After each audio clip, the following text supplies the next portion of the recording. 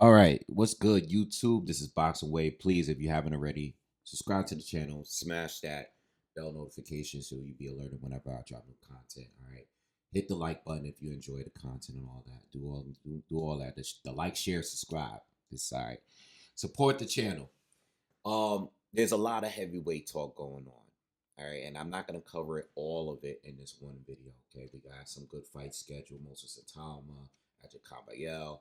We got people on the schedule that's fighting. So, going into the new year, we got some good fights coming up, right?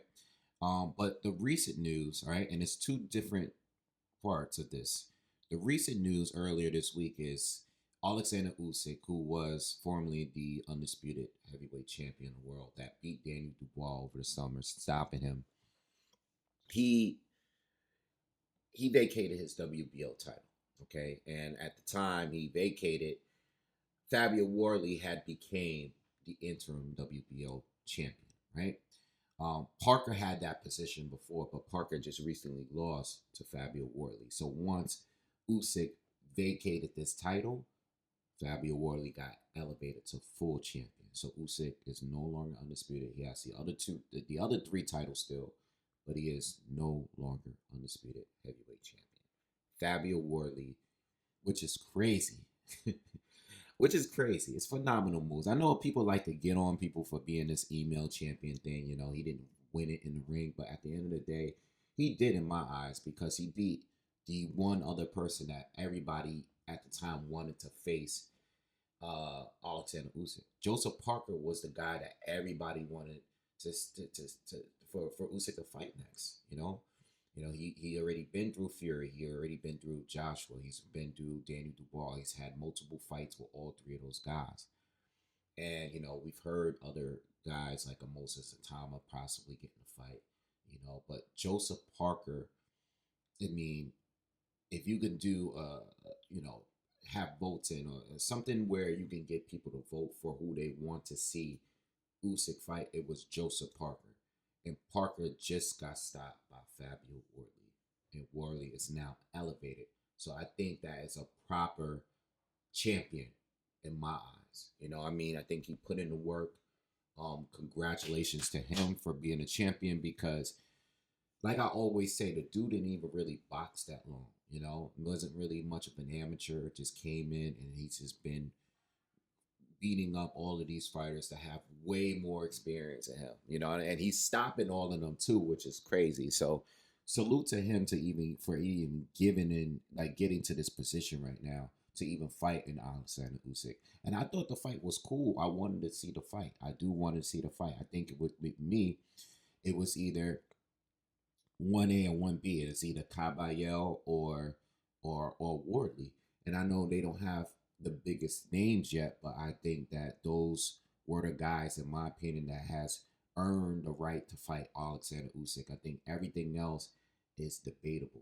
I would love to see, Usyk fight a Parker or Usyk fight a Moses Atama. Those are cool. But as far as who's earned it the most, it was either Wardley or um, Ajikabayel. Now, a lot of people are talking on the internet. A lot of people feel that Usyk ducked Fabio Wardley. Like why drop the belt right now? And my rule has always been this. When it comes to ducking, unless this is some kind of fight that was built up for months and years, and the opportunity was finally there, and then you somehow, some way, drop the title when everybody was expecting this fight. Nobody was expecting this fight a few months ago, but it's here. My thing is, and my rule is, I want to see who Usyk fights first before we go into that whole conversation on who he's ducked. Because he has not been ducking. I mean, this guy has been fighting nothing but top tier fighters consistently. So, with that being said, I don't. I'm not gonna take that the Usyk duck approach. Not yet. I want to see who he fights next. Because at the point, as far as I'm concerned, he can retire right now. He should retire. But being that he's holding the titles, there's a responsibility of fighting and defending those titles as long as you're holding them. Now, he vacated one, but he still has three more. He didn't vacate them all. So he is still a champion right now. And we're just waiting to see who his next opponent is. I'm going to tell you this, though. It better not be Tyson Fury. Now, when I say it better not be, I understand that if Turkey Al-Sheikh wants to give Usyk up north of $100 million to fight this guy for a third time, I understand that he's not going to get that bag fighting Fabio Wardley. You know, I mean, I'm sure he's going to get it back still. But if the guys in Saudi Arabia wants to make a fight, a third fight with Fury, which I think is ridiculous at this point. I mean, why? I mean, Fury, what has he done? Like at this point, what has he done? He's lost to Usyk twice. Almost got stopped by Usyk in the first fight. Like, and he's not even active anymore. You know what I mean? I just don't understand. There are better fights out there. Fury has had his time. Deontay Wilder, like all these guys had their time. You know what I mean? For me, Fury, I don't even think that's a fight that fans are really asking for. You know, he beat him already twice. And one thing, and if I have to nitpick, I am nitpicking, but I'm gonna say it because a lot of us feel this way about Usyk. As great as his run from cruiserweight to heavyweight has been, it's a lot of rematches. You know what I mean? It's a lot of rematches. Dubois was the one hungry lion that he fought and beat.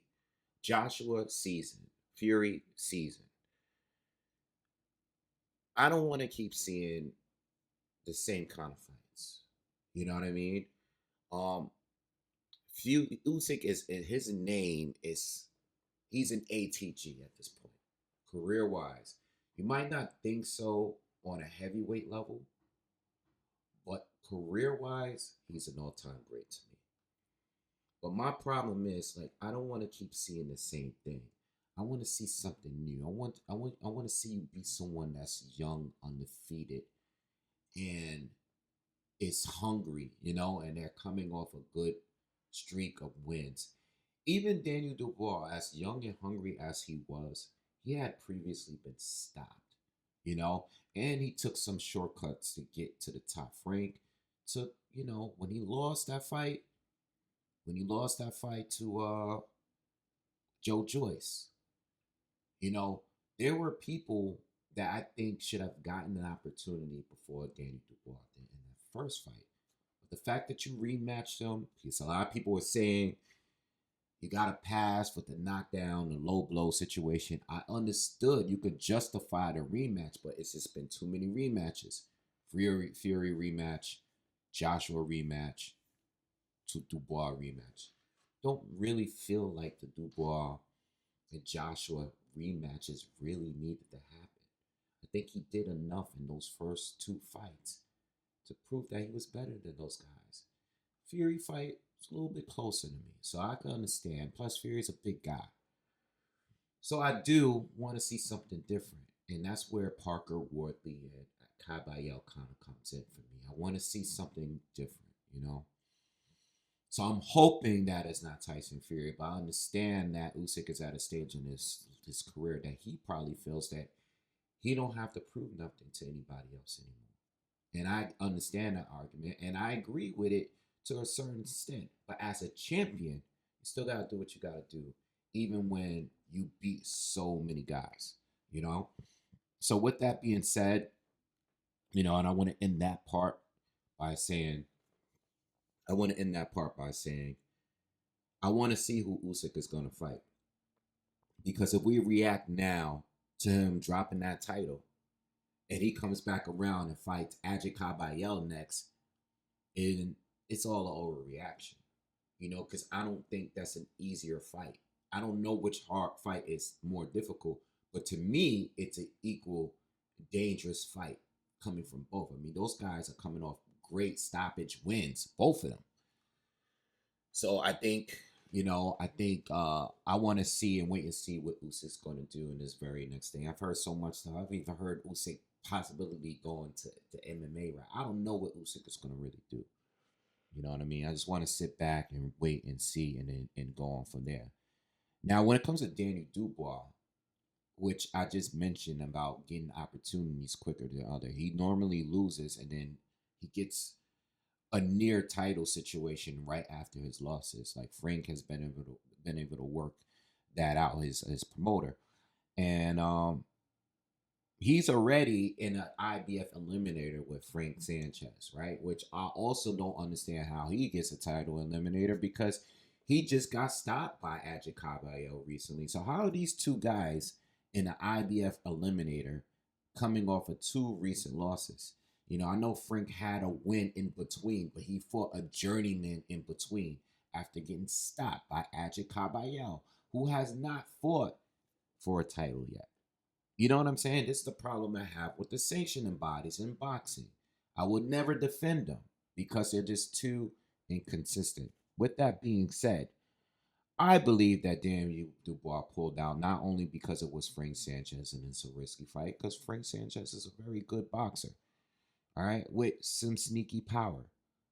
What I will say is that the timing of it all makes a lot of sense to me. Danny Dubois pulls out of the fight in the IBF rankings. You got Fabio Wardley, who's a newly crowned WBO champ. If there's a voluntary situation in this situation, which I believe is, because I think the next two guys underneath Fabio that's in line for a title is Moses Atama, who's going to be fighting Jermaine Franklin next month. He's already tied up. And then you got boom, boom, boom. Who's the Hergovich? Philip Hergovich.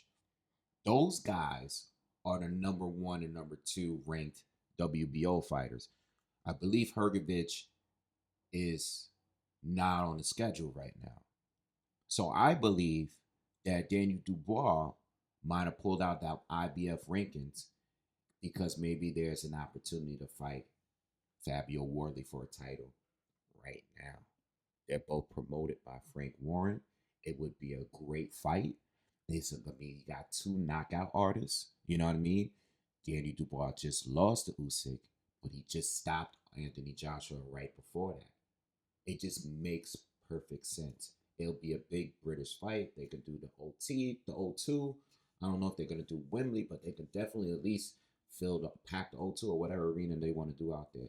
It would be a big British fight. Fabio Wardley against Daniel Dubois. Unfortunately, it will probably be a pay-per-view. But that's why I think this happened. You know, Frank Sanchez is just not worth it if you have a title opportunity there, you know.